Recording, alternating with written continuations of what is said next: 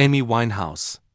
In July 2011, the world lost one of the most distinctive voices of a generation. Amy Winehouse was just 27 years old. Her album Back to Black had made her a global phenomenon, a raw, soulful powerhouse whose voice carried decades of pain and wisdom far beyond her years. Critics called her a once-in-a-generation talent. The public couldn't look away. But Amy's struggles with addiction were as public as her music. Paparazzi followed her through the streets of Camden. Tabloids documented every stumble, every relapse, every moment of vulnerability. The music industry celebrated her genius while offering little protection from the chaos consuming her life. On July 23, she was found dead in her London home. The cause: alcohol poisoning. Amy Winehouse's death revealed a painful truth that talent alone isn't enough. Without a safety net, without genuine support, even the brightest stars can fall into darkness. She had the voice, she had the gift. What she needed was someone to catch her when she fell. Michael Jackson. Michael Jackson didn't just become famous. He was born into it. By the time he was 10, he was already performing in front of thousands. By 20, he was the biggest star on the planet. And by 50, the weight of that fame had become unbearable. Michael never had a childhood. He never knew what it was like to be anonymous, to make mistakes without the world watching. His entire existence was performance, spectacle, isolation. As the years went on, he retreated further from reality, into a world of his own creation, surrounded by handlers, doctors, and yes-men. In 2009, as he prepared for his This Is It comeback tour, Michael was struggling. Physically exhausted. Emotionally fragile. Dependent on powerful medications just to sleep, just to function. On June 25th, his personal physician administered a lethal dose of propofol, a surgical anesthetic, in an attempt to help him rest. Michael Jackson never woke up. His death wasn't just a tragedy. It was a warning that fame, at a certain scale, becomes incompatible with human survival. No one was built to carry what Michael carried. And in the end, it killed him. Michael Jackson didn't just become famous. Avicii. Tim Bergling, known to the world as Avicii, was one of the defining voices of electronic dance music. His songs filled stadiums. His life was a relentless tour schedule that left no room to breathe. By his mid-20s, Avicii was suffering from severe anxiety and physical health problems, pancreatitis, gallbladder issues caused in part by the lifestyle demanded of him, the constant travel, the pressure to perform, the inability to say no. In 2016, he made a difficult decision. He announced his retirement from touring. He needed to step away, to heal, to find himself again. But stepping away didn't stop the pain. On April 20, 2018, while on a trip to Oman, Avicii took his own life. He was 28 years old. His death shattered the illusion that success equals happiness. That if you just make it big enough, everything will be okay. Avicii had everything the world told him to want, and it still wasn't enough to quiet the suffering inside. Whitney Houston. Whitney Houston had the voice.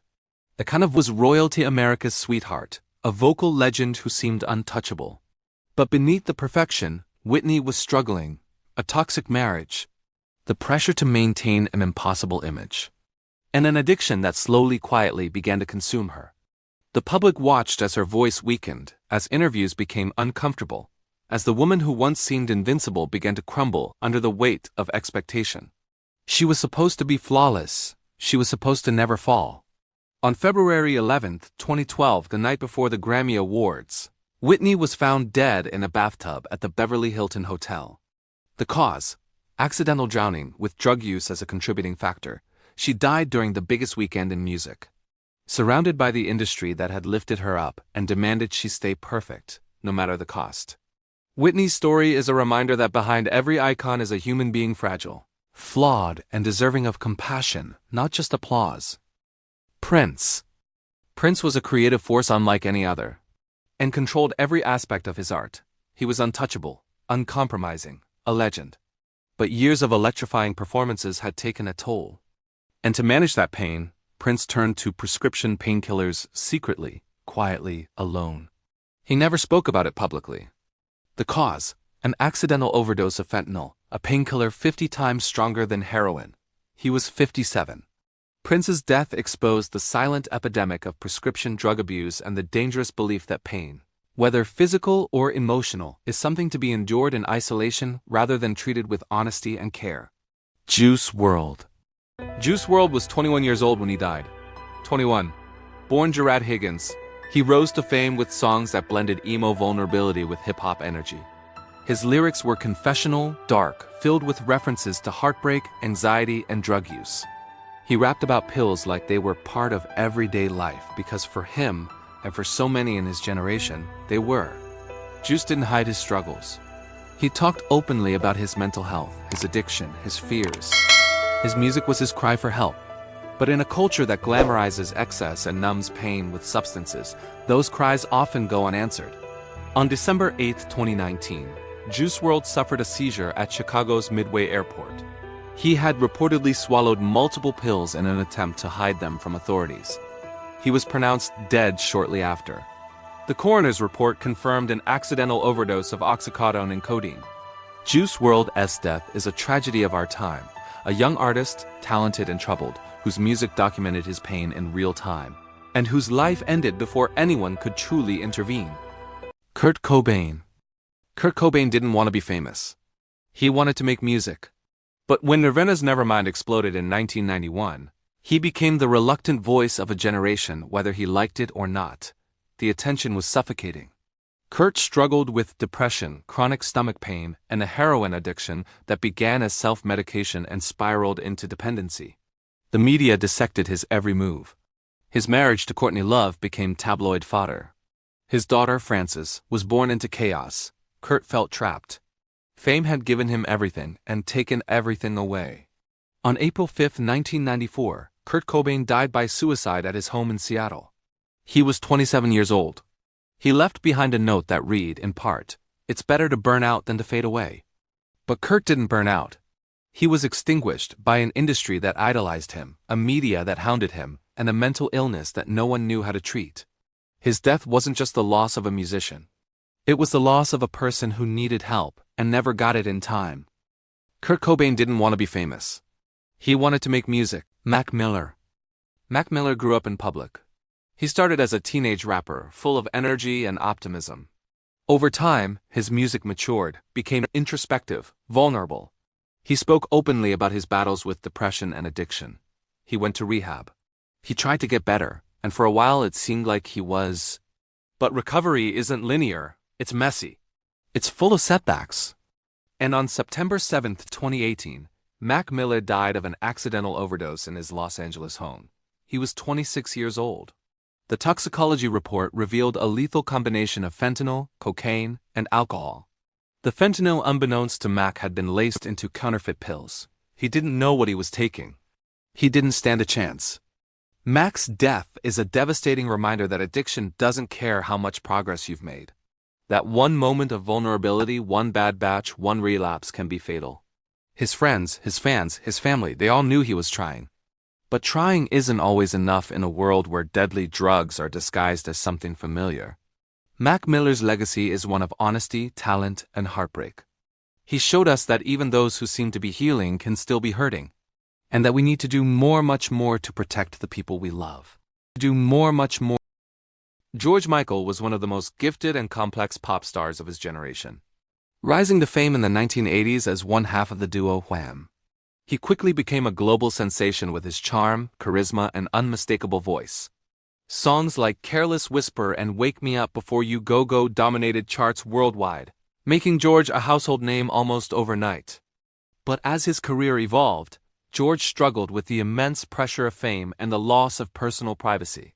After transitioning into a solo career, he achieved even greater success with deeply emotional and mature music. Yet he also faced inner battles that few fans fully understood.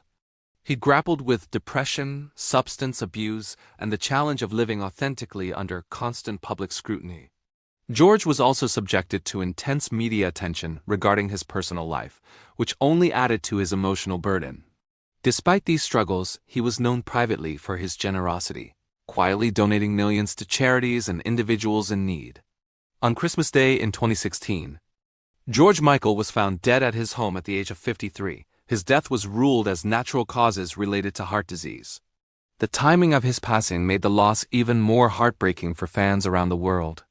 George Michael left behind a legacy of honesty in music, unforgettable melodies, and a reminder that even the brightest stars can suffer silently.